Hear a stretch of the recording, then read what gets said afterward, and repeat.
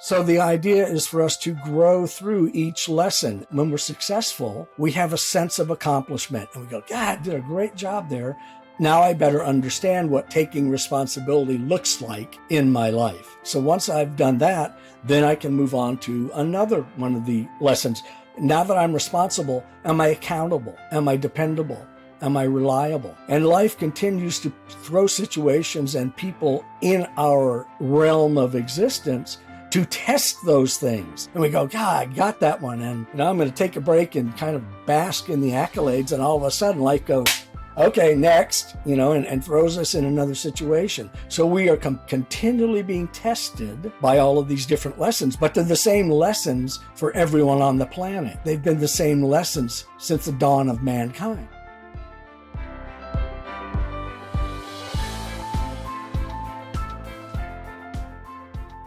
What is going on, guys? Welcome back this week to another amazing, very, very exciting episode of the Superhuman Life. As always, guys, before we get introducing today's guest, just remind you who we are and what we are doing here. My name is Frank Rich, host of the Superhuman Life, the only podcast in the world that is dedicated to helping men level up in the 5 key areas of life: faith, fitness, finance, family, and freedom, so they can go on to become the man that they were created to be. Guys, what a jam-packed conversations we have you here today. We cover a vast array of topics.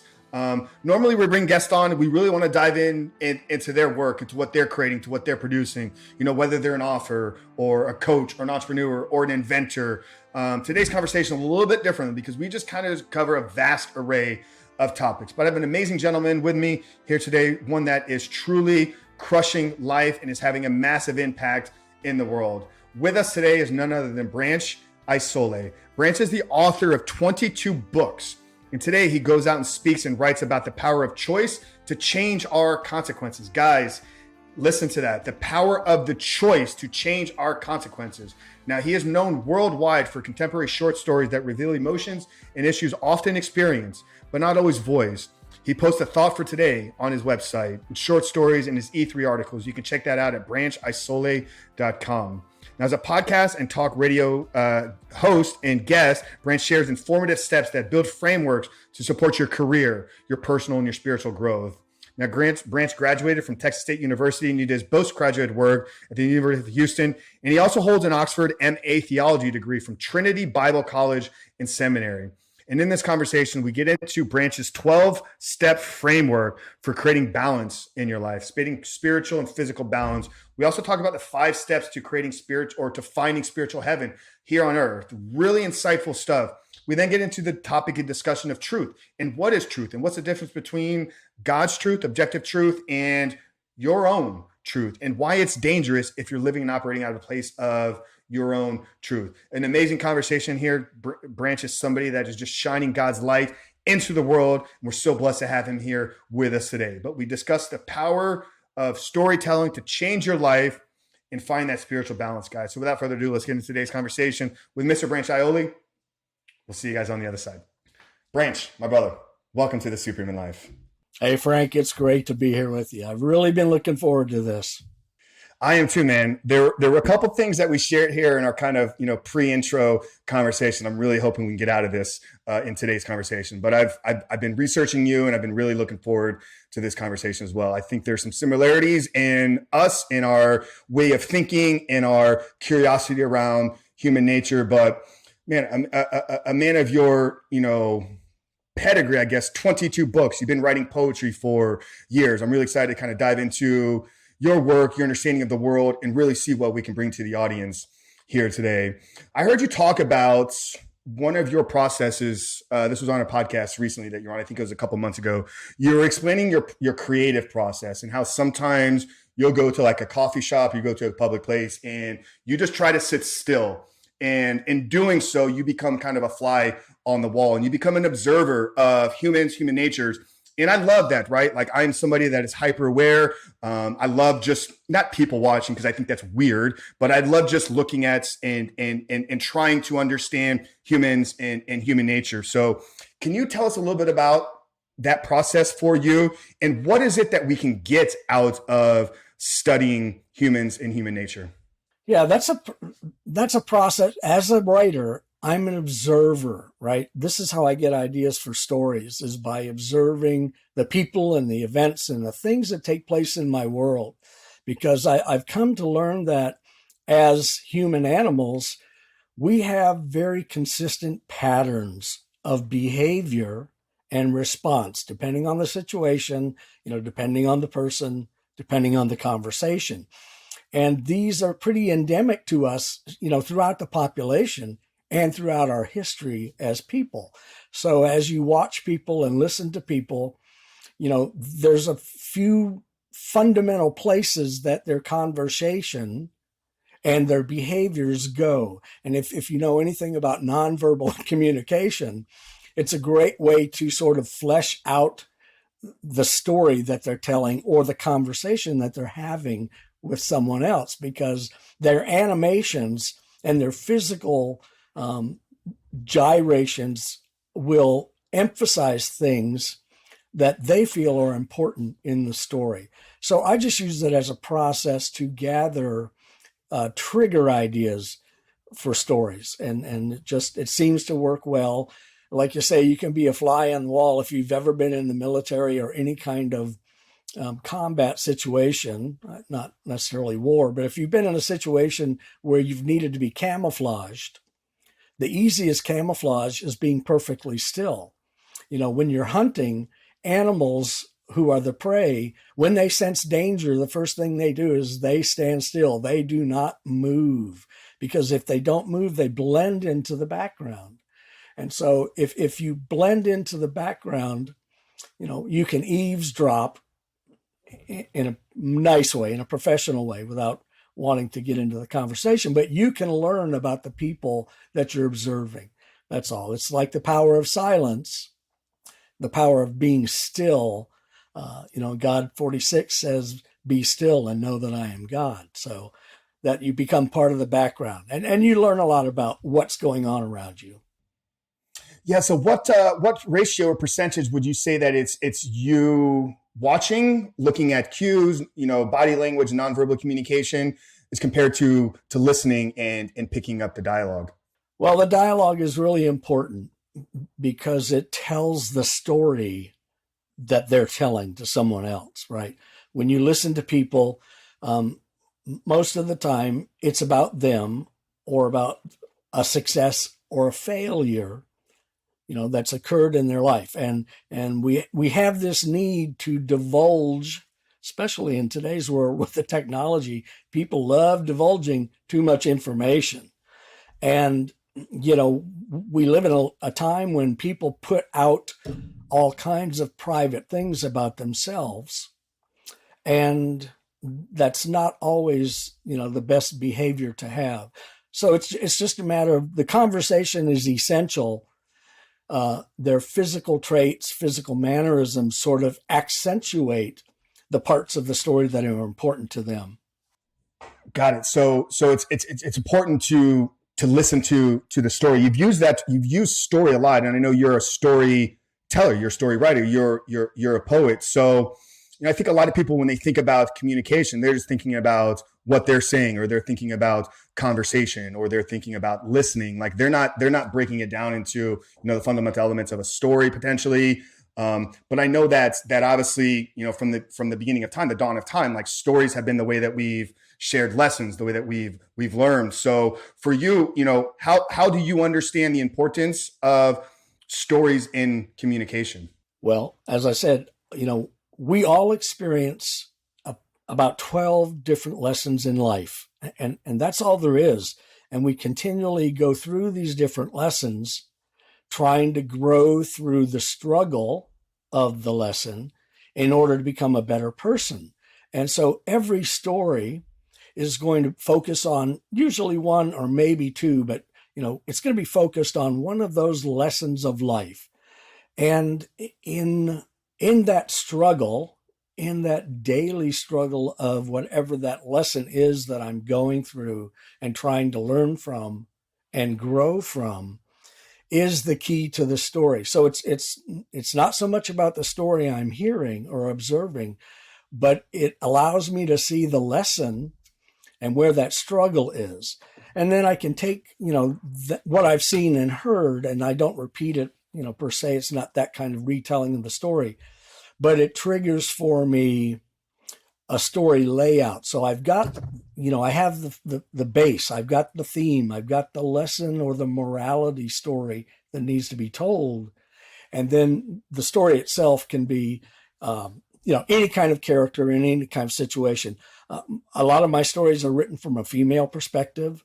Some are written from a child's perspective, so that the character is not always, a middle-aged man. The character is not the important part. The important part is what's the theme of the story? What's the underlying lesson that we're trying to show? Because we all experience the same lessons in life, every reader can identify with the lesson, regardless of whether the protagonist is a male or a female, a child or senior citizen. That's not the focus. The reader identifies with the lesson and therefore sees the growth potential from the lesson.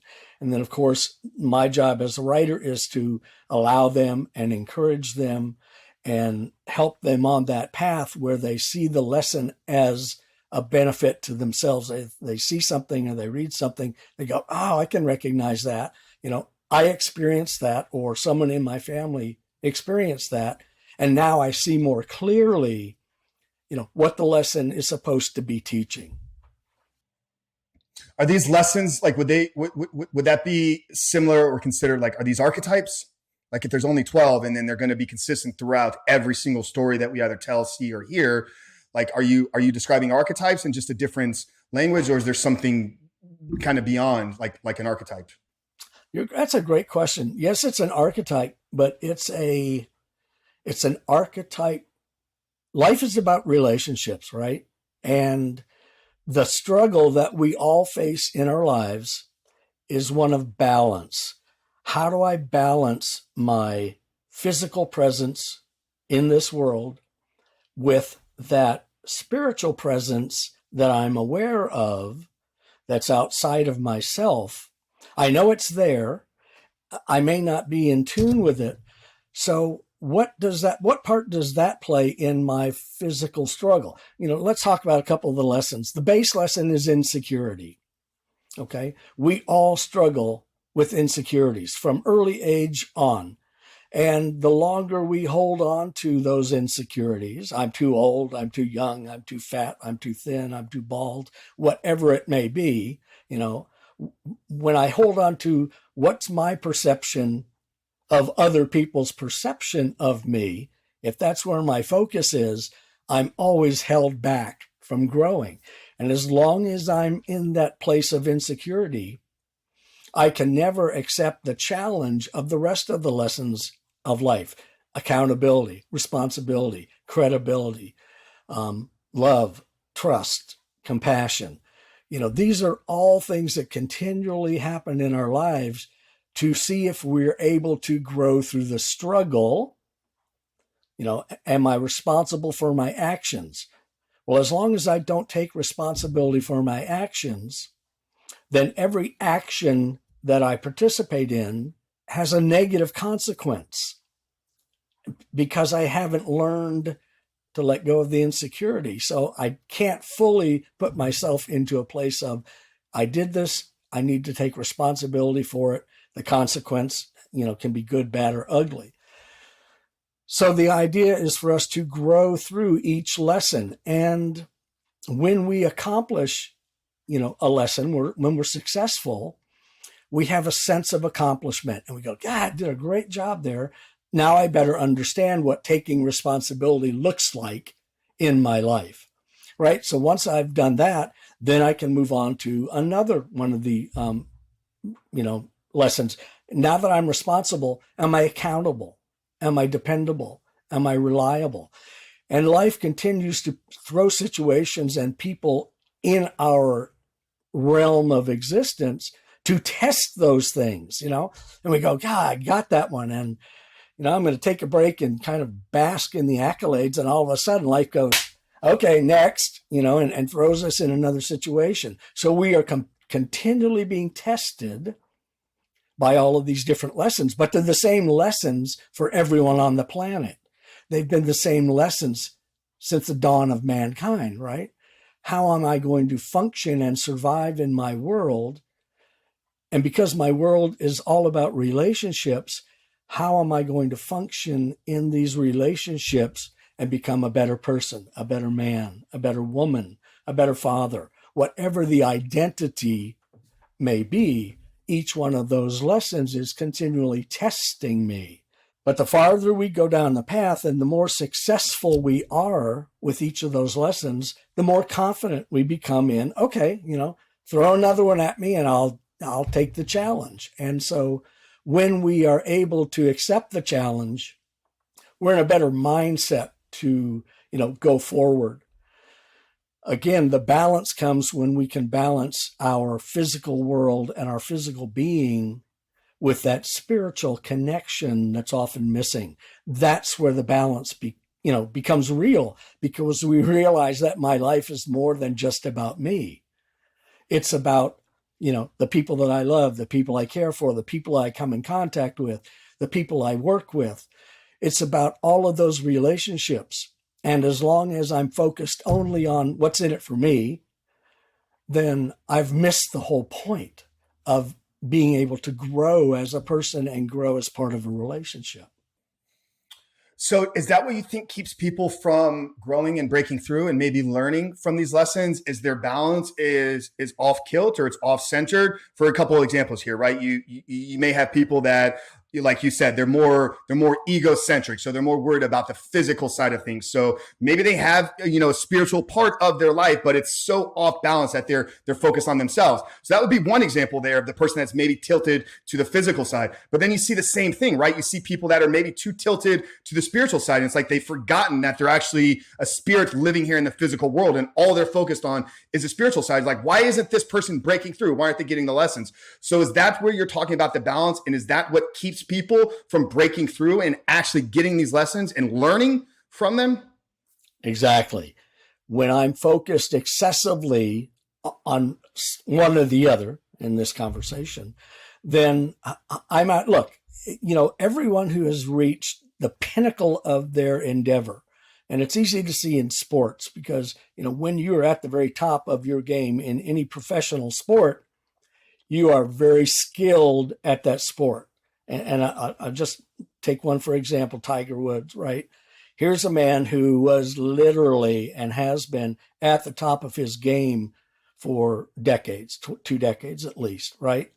And yet, he started on the golf course at age 3 or 4, and that was practically his entire existence to reach that level. And you see that, like you say, with anybody that's at the pinnacle. Michael Jackson, just you pick somebody in a sport or an endeavor or an industry that you admire. Those people have been living that existence, their entire lives.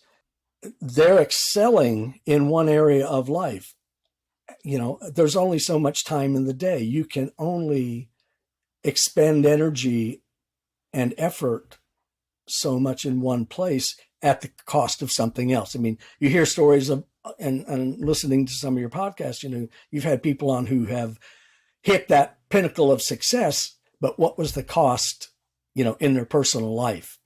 And we've all experienced, anybody who's been successful in corporate world has experienced that sacrifice that's made by their family and other parts of their life that are just as important to them, but there's only so much time. So, you've got the idea, the universe is always in balance, right? There's always a balance. And that's what life is about. It's to reach a balance where I'm okay with myself. I'm okay with who I am, where I am, what I'm doing, and what I'm contributing. And in order to reach that balance, we've got to be able to come from our strengths and understand our weaknesses. And if we can do that, we can better see this is where I excel and this is where I, fall behind or fall aside. My wife and I have a great relationship because it's in balance. It can never be 50-50. Ideally, that's what you want. Perfect balance is 50-50.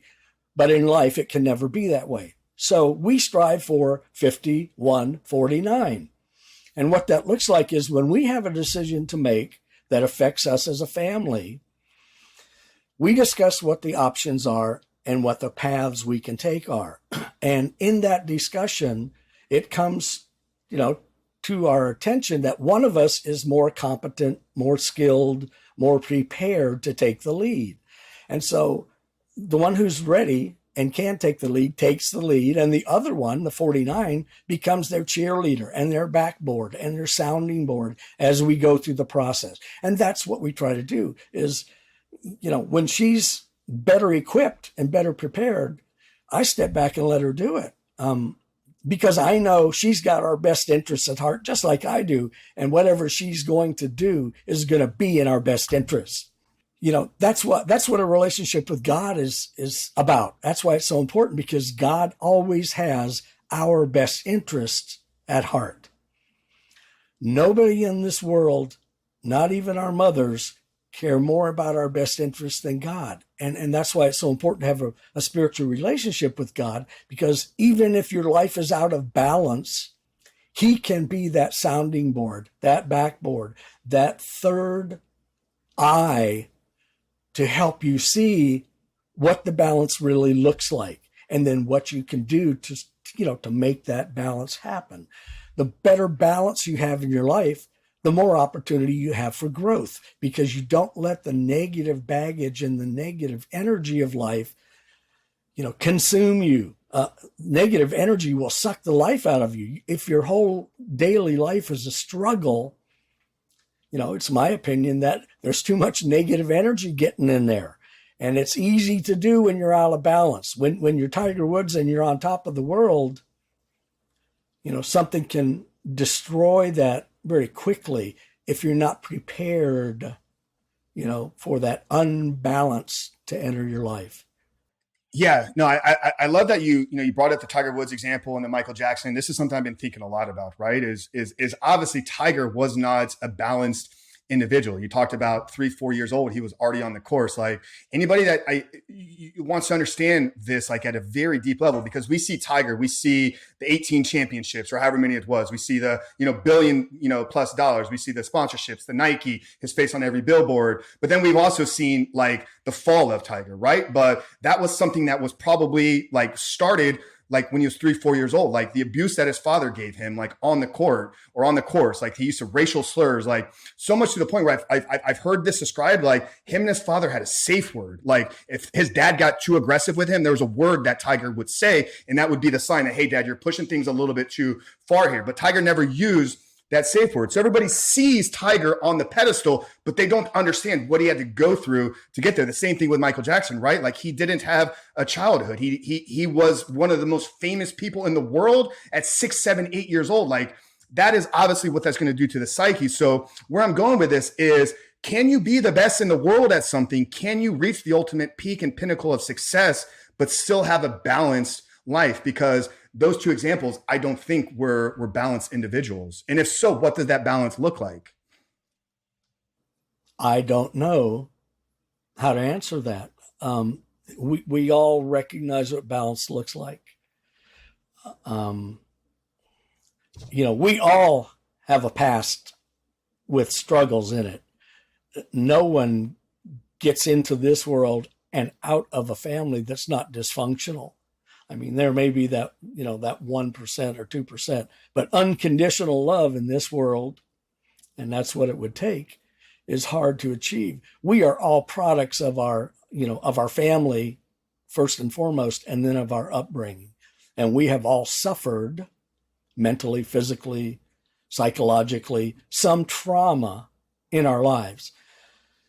So the trial is to achieve that balance. And the first thing you have to do is admit, that I had an experience that did some damage. And how do I work through that? Some people can work through it. Some people need professional assistance to work through it. But you've got to be able to work through it. You have to try and achieve the balance. And to achieve the balance, you have to know, what works and what doesn't work. And you have to take the things from your past that were traumatic and deal with those somehow and get through those. And my premise and my point is the way you can do that is to have a spiritual grounding and a spiritual relationship with God. That's what's missing in our world today. That's what's missing in most lives today. And it's been put on the back burner. And it's to such a point where, most people's reaction to religion is negative or indifference. And that's because religion historically has not been about a spiritual relationship with God. It's been about, men controlling other people. But that's a different topic. If you don't have a spiritual relationship with God, your struggle is going to be every day in the world, because that's where we live, in this world. And we are familiar with the world's ways. And the world's ways are designed to make us struggle and suffer so that we will turn away from God. Because where God is, that's where our answer is. He's the one that can bring us that balance and show us how to grow through the negative stuff and the trauma stuff and the drama stuff that our world wants us to keep clinging on to so that it can control us. Everything that we choose to do is mental first, right? So the first step in this balance achievement is to understand the power of thought. Let's do a quick exercise for a moment, okay? I want you to think about the first person you encountered today. Now, I want you to think about the name of a pet. In person or virtually? Doesn't matter. The first encounter you had today with someone, what that looked like. Okay. Now I want you to think of the name of a pet that you had or someone in your life had. Now I want you to think about your first car or your dream car. Okay. Each of us has a capacity and an ability to change thoughts instantly. We just proved that. You changed thoughts 3 times in less than 10 seconds. God's love is so great, he's given us a mind where we can change the focus of our thoughts literally at the speed of thought. Now I can do 2 things at once. I can drive down the street and listen to the radio and be thinking about something else. But my focus was really on whatever that thought is. The radio may be going and I may be physically engaged in driving my vehicle, but my thought is the sole thought that I have. That's where my focus is. See, in his wisdom, God has given us the power to change thoughts instantly, but he's also only allowed us to think of one thought or focus on one thought at a time. So when we learn that and we realize that, we now know that I can change my thoughts at any point. So if I'm tempted or tested by something that brings negativity in my life, I can change that thought and completely void that other thought out of my life, because our thoughts become our actions become our habits become our character, and our character determines our destiny. And that's the power of thought. Anytime that I am compelled, let's use your rebuilding program for men who are struggling with porn. Anytime I'm compelled to go to my favorite porn site, that's what my thought is about, right? But if I change that thought and start in another direction with my thought, then my action of going to my porn site is put aside. And we don't realize it, but that's the power of our mind and the power of our thoughts. That's why people who can go cold turkey from an addiction, that's how they do it, is they focus on that thought that takes them out of that place where they want to pursue that action. Anyone who then can't go there, and they're still, this is what I want to do and this is where I want to be, and they come back to that thought, that's what they have to break. When your life is out of balance, that thought grasps you tightly and keeps you there. When you're balanced, when your life is more balanced, then you realize, I can change my thought and my focus to something else and then redirect my actions as well. So once we've understood that the first step is to re-engage, realign, rethink the thought focus that we've got, the second step is to understand every action starts as a choice. It starts as a choice from that thought. And every choice has a consequence. Now, we already know the consequence of our past behavior. We've engaged in some activity that has resulted in a negative consequence. If I'm out partying and I drive drunk, there's three things that can happen, right? I can get home, okay.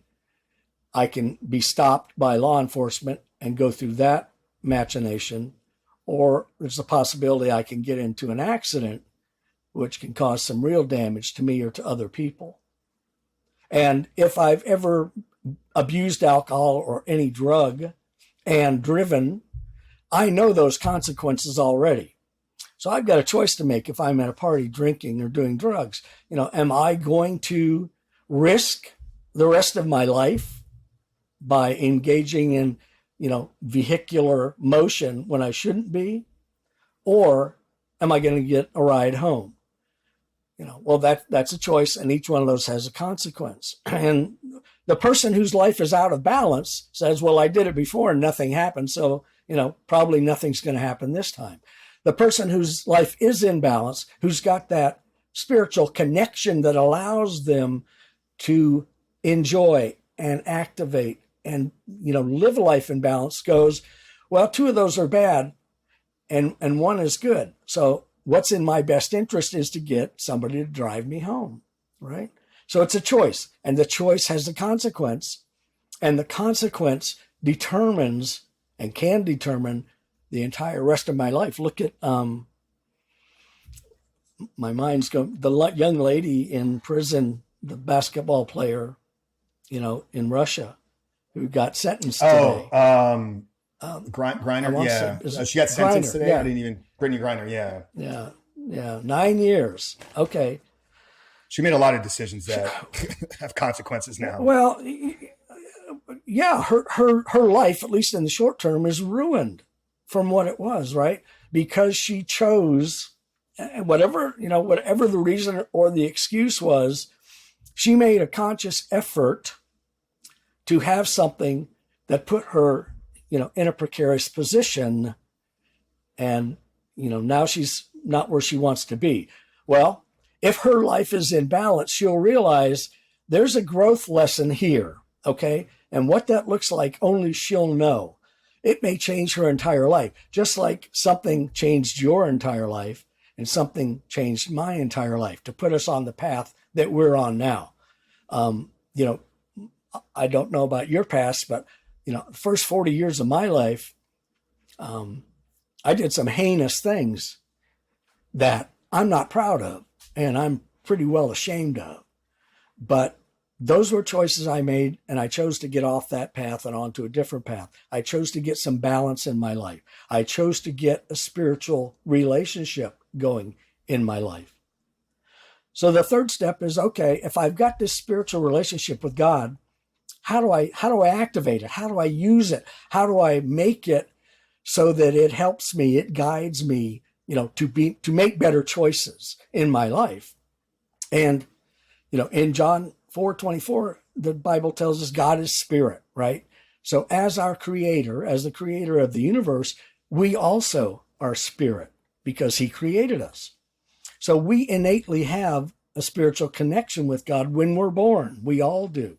We all come out of our mother's womb as a combination of mind, body, soul, and spirit. And that spirit is from God. So we've all got a connection with God, at the get-go. But about age 2, we learn the concept of right and wrong. And we soon discover that right and wrong concept is the foundation of our society. It's the foundation of our legal system.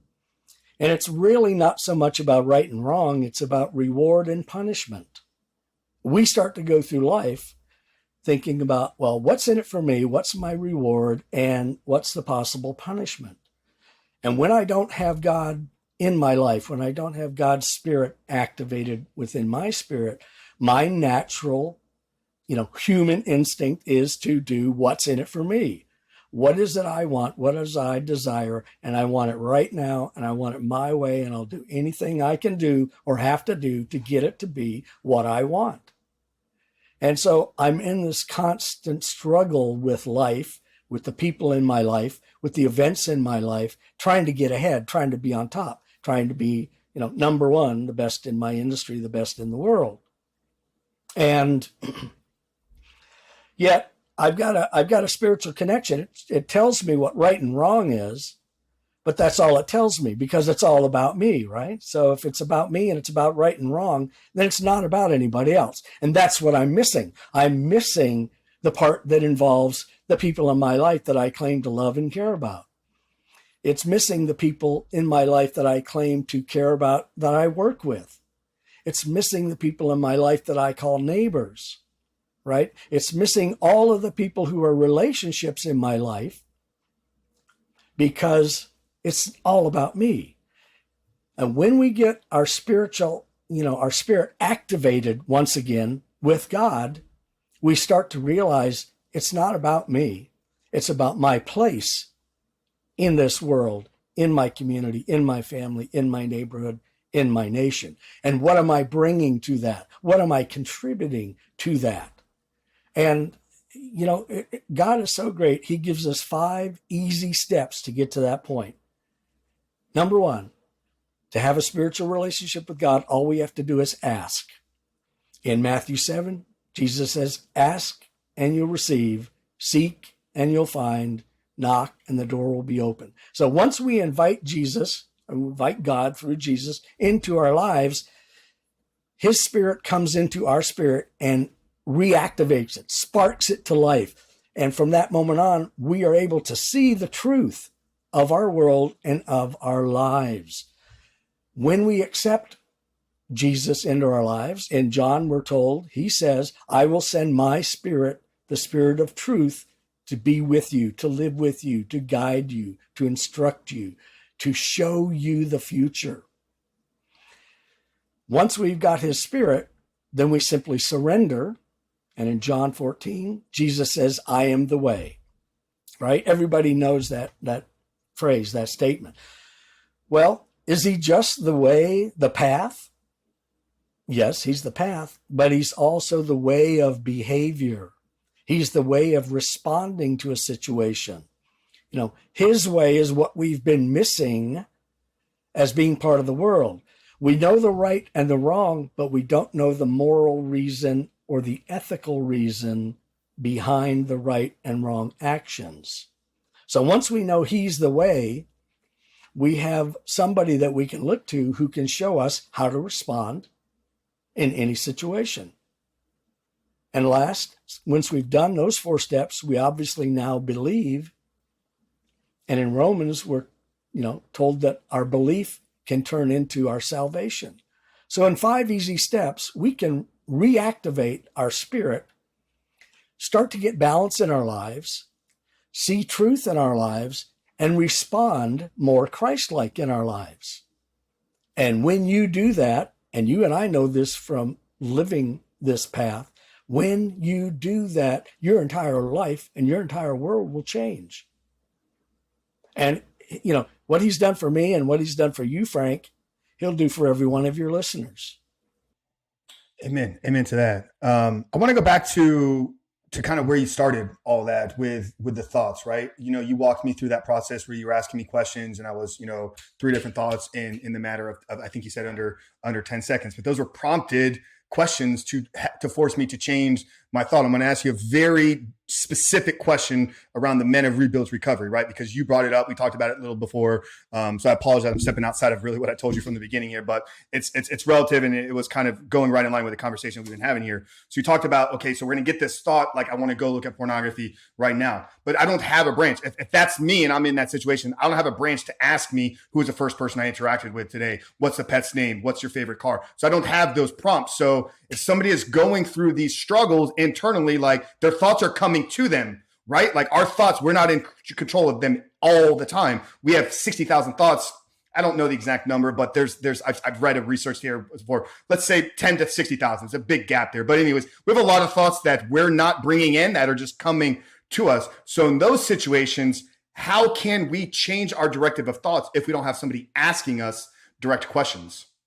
Okay, so I'm sitting here and I'm thinking about sex, right? And I'm thinking about sexual gratification.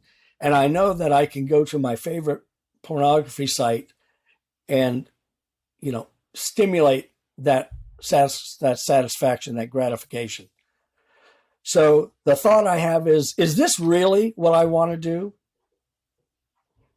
Is this really where I want to go right now? I have to admit to myself that it's a problem for me and I'm struggling with it. So is this really what I want to do? And we already have that answer within. If I continue to go there, yes, I'm going to get some immediate physical satisfaction and gratification. But if I'm struggling with this action, I already know the negative thoughts I'm going to have afterwards, right? My actions already have consequences. I've already been in this place before. Do I want to go here? Now, here's the interesting thing about having a relationship with God, okay? He'll allow you to go there. He's not going to stop you. But when you ask yourself, is this what I want to do? Is this where I want to go right now? You know what? If your spirit has his spirit is going to say to you, you've already been down this road.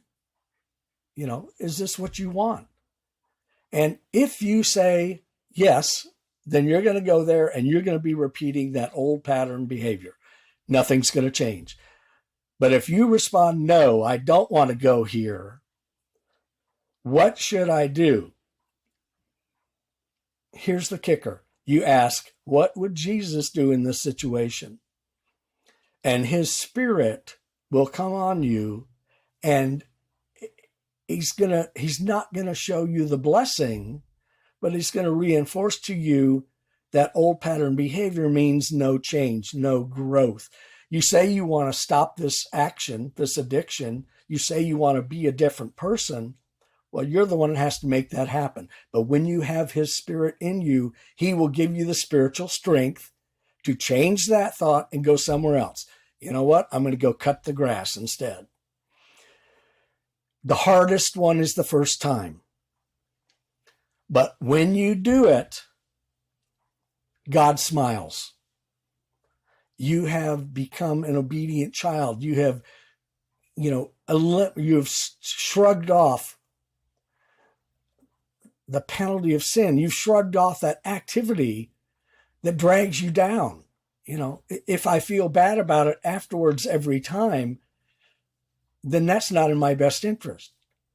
So when he gives me a different thought, a different direction, and I go cut the grass, or I go kiss my wife, or I, go hug my child, or I go take my dog for a walk, if I change my action, then not only is he happy, I'm happy.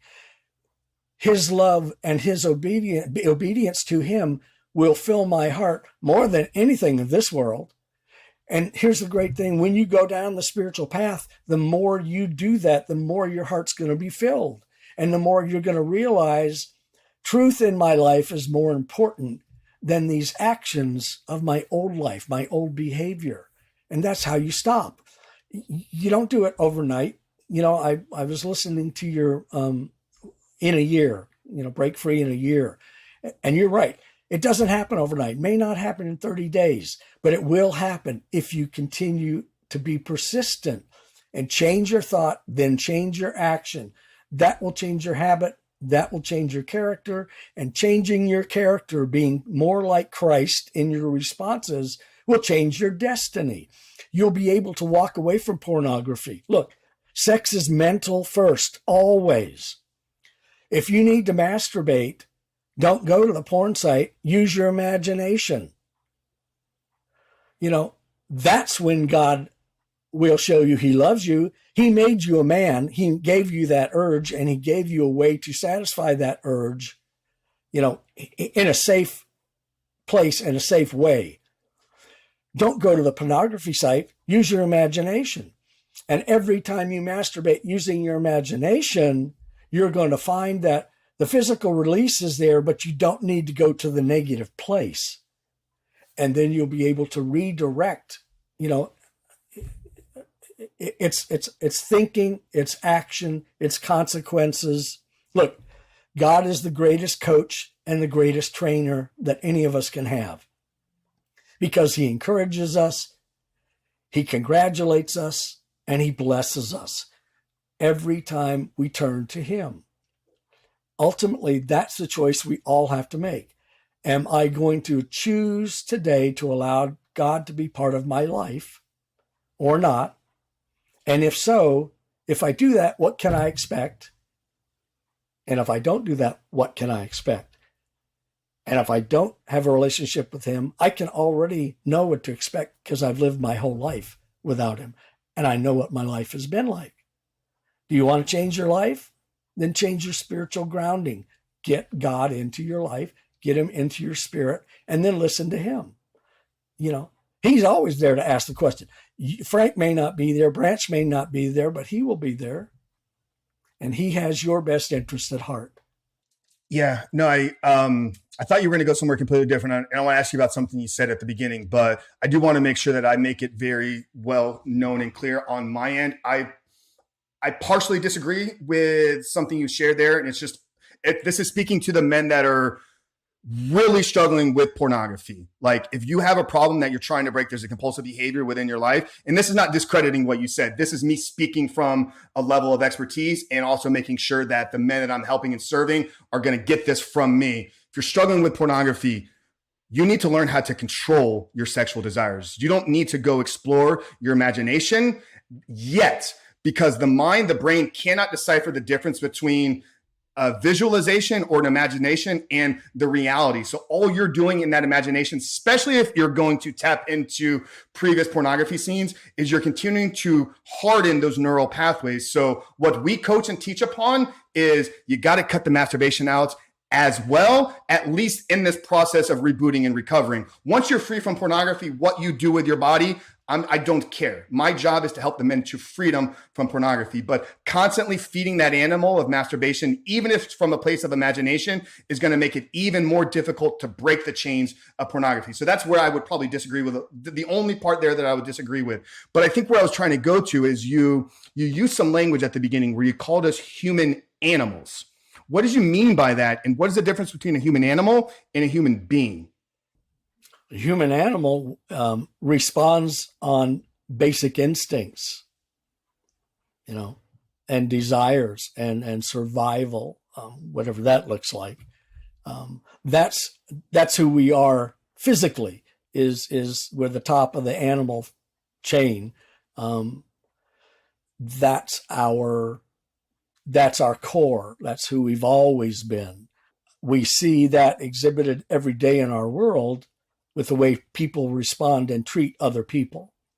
It's amazing that we have come thousands of years and light years in terms of technology applications in our lives and what, it will do for our lives.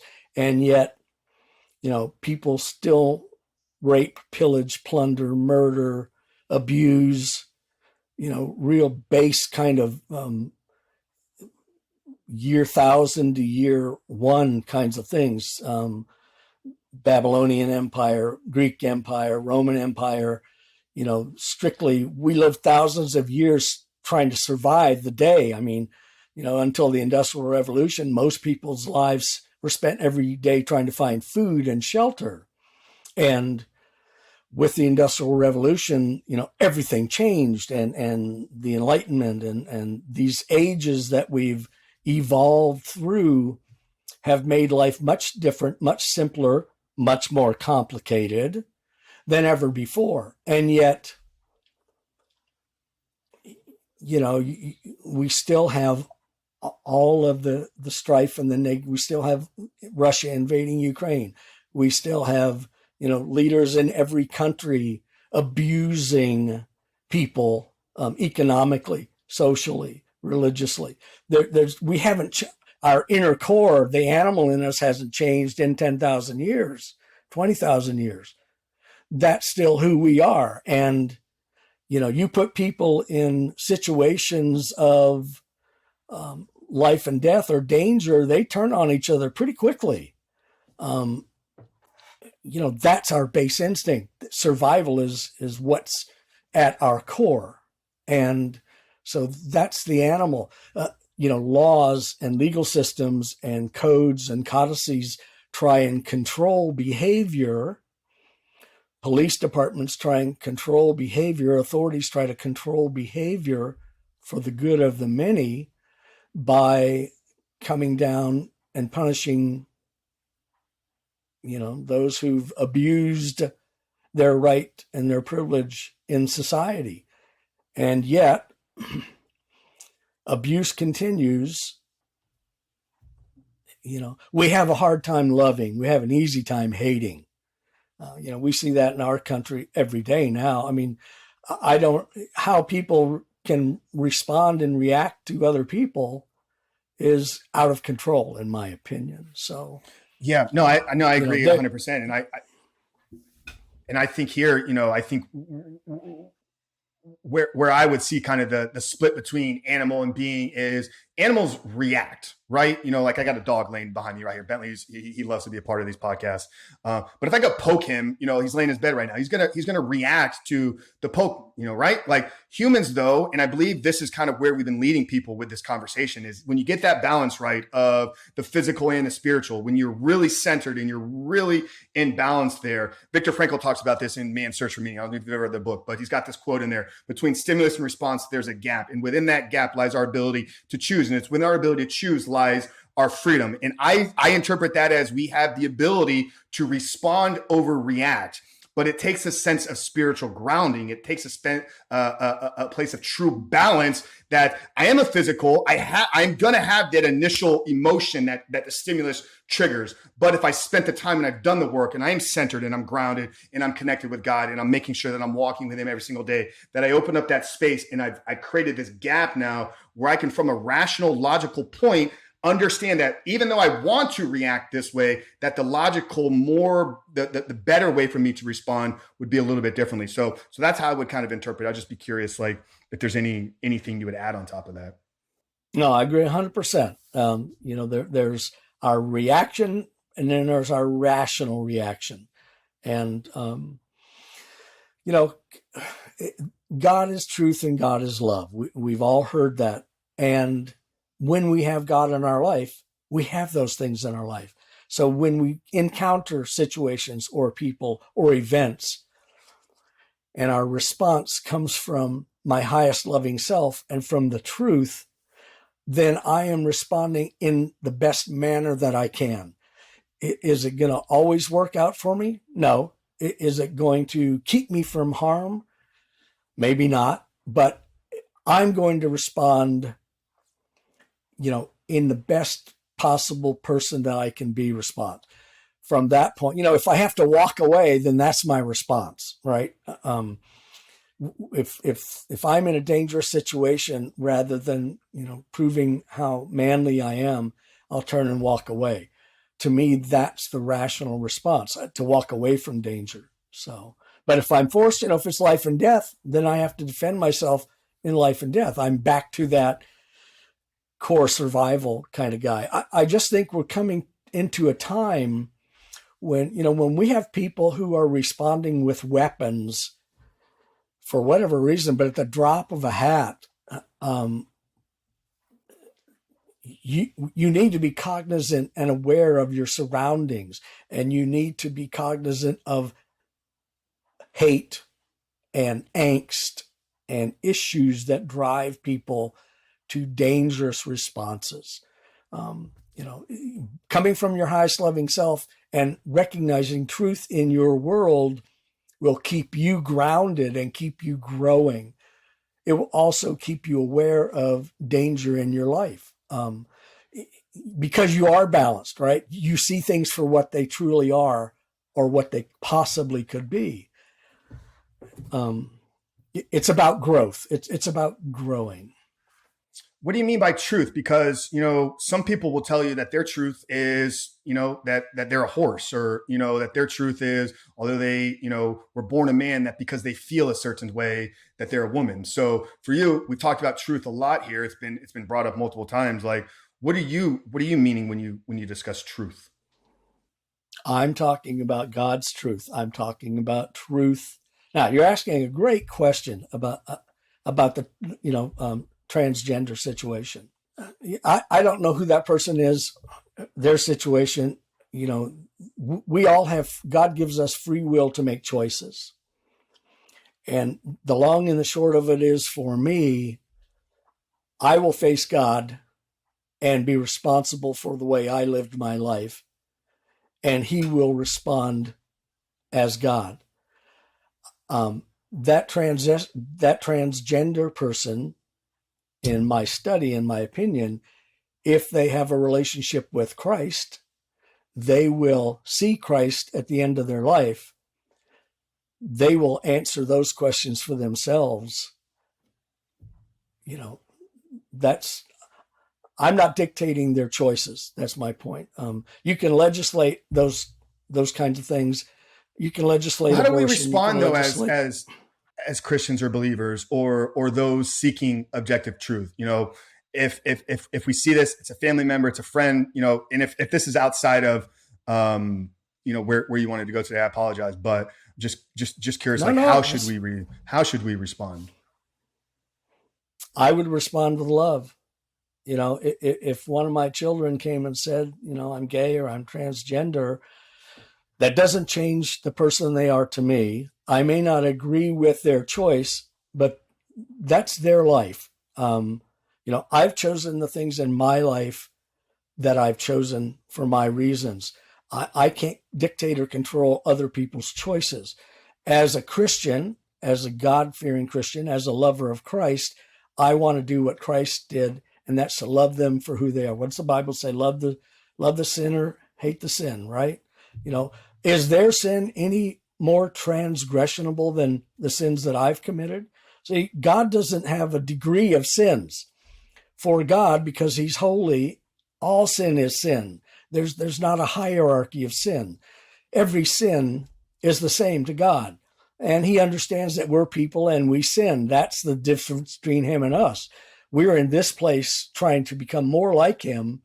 He's in that place waiting for us to become more like him.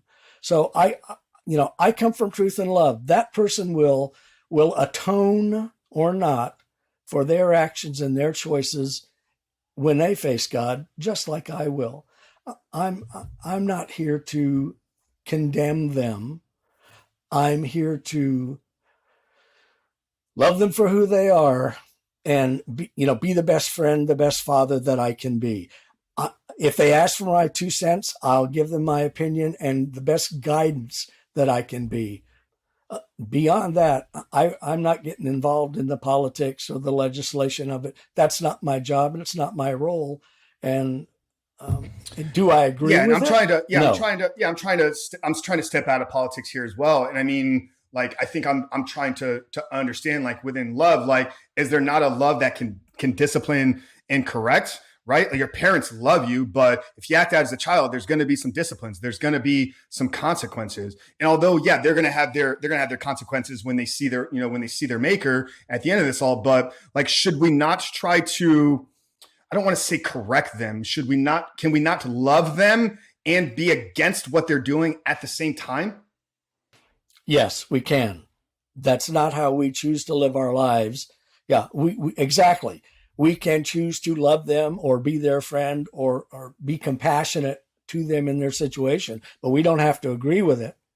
that's not my choice for my life, but they have to choose. Yes, 100%. We can love and appreciate them for who they are, but we don't have to agree with or, help them down that road. My job is to help get them to come to Christ so that they can be loving in their life, whoever that their love is, and be good people, be good neighbors, be good human beings. Yeah, I think one thing I always try to, say, and this is something I try to pass on to the men here that I that I coach and work with. It's like our call a lot of times, the way that I understand this as Christians and believers here, is we should leave people thinking, we should leave every interaction with an individual, leave them thinking there's something different about this man right now, and I need to know what it is. And this was my path to finding my faith, as I had been introduced and I was around some really incredible, strong men that were just crushing in all areas of their life. And it was the way that they interacted with me week after week after week over the span of 18 months that I began to say, okay, there's something different about these men. And in looking for that, I found God at the bottom of all that. So it's really, really powerful stuff. And I agree 100%. I just want to make sure we're just not going to accept what they're doing and be like, okay, we're just you go do you, man. It's so cool. You're fine, whatever. But I don't want to go too much deeper down this. Obviously, I want to be respectful for your time and in the audience here as well. I really enjoy this, Branch. I appreciate you, kind of going on this journey here of, curiosity and exploration with me. I know we didn't touch a lot on your work. But 22 plus books. I mean, you've been writing. You were telling me, beforehand how you guys are out in the farm there in the middle of Arkansas. What are you kind of looking forward to most here with this, the second half of 2022, and kind of what's on the docket, and what are you excited about, work, personal life in general? I've been truly blessed. I spent the first 40 years of my life walking the world's path and in the struggle. This last 35 years has been an entirely different journey. And, the one thing I always try to encourage new believers or people who are starting on the spiritual path is it's not overnight success. It's not an overnight situation. This is a long-term commitment. It's a new path, and it takes time to grow. It takes time to understand. It takes time to find yourself on that path. So, the future ahead for me is more further down the path. I mean, that's the ideal. I'm loving the podcast venues. It allows me to reach out and talk about a lot of topics with a lot of people, and hopefully plant a lot of seeds. So, yeah, well, I appreciate your time here today, and hopefully something landed with somebody here today. I'm sure there's going to be multiple takeaways from the audience. So people are interested in, maybe connecting with you, getting into your work, or I know you've been kind of doing this podcast and tour. So you hanging out anywhere socially. So yeah, plug all the stuff right now. We'll bring today's conversation to a close with our last question. Yeah, great, Frank. Thanks for asking. Yeah, I've got a website, branchisole.com, or you can Google my name. That brings up all of the links. If you go to the website, there's a podcast link in the toolbar. So if you want to, go back over any of the things that we might have touched on today, there's some free PDFs there, people can read, and some other links to similar types of topics. So just go to the website. All the books are there. All the articles are there. There's even a picture or two there. Yeah, it's an older looking site, but it's definitely got the photos, guys. If you want to see the man that you've been listening to for the last hour. Well, Branch, we appreciate you, brother, and I know you said you've listened to a handful of podcasts, so you probably know what's coming next. Obviously the title of this show is called The Superhuman Life. It's been a product of my own story and journey over these last 4+ years or so. But I like to get the guest takes, so I'm not going to set you up with defining it on my end. Just love to hear it as we close out today, Mr. Branch. How would you define living a superhuman life? Being honest with yourself.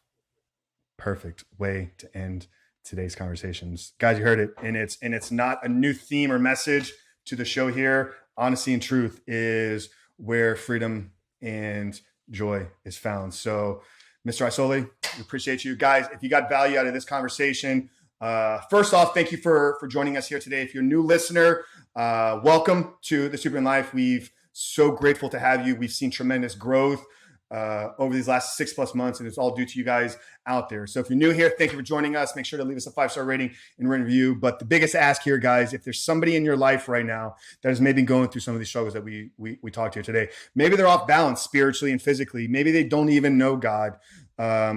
Do us the favor, but more importantly, do them the blessing by sharing today's conversation with them. But for Mr. Branch Isole, Frank Chris, host of Superhuman Life, we love you guys, and we'll see you next week.